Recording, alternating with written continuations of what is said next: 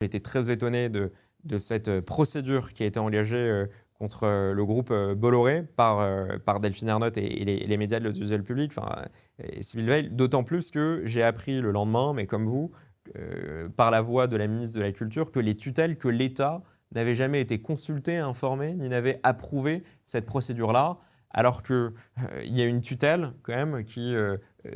permet de déterminer ce type de décision. Donc visiblement, vous voyez, ça pourrait s'apparenter à une forme de détournement d'argent public, quasiment à des fins personnelles, puisque ça alimente le procès et la défense de la personne de Mme Ernotte, qui politiquement continue à attaquer M. Bolloré et des chaînes concurrentes. Donc ce sont aussi des faits qui sont Vous graves. considérez qu'il y a Parce un qu'on parle acharnement anti-Bolloré de la part de France Télévisions? En tout cas, quand vous avez un tel conflit instrumentalisé et que vous avez une dirigeante de l'audiovisuel public qui continue à se commettre dans ce type de propos, et je fais la distinction d'ailleurs entre Sybille Veil et Delphine Ernotte, quand on a posé la question à Sybille Veil, patronne de Radio France, si elle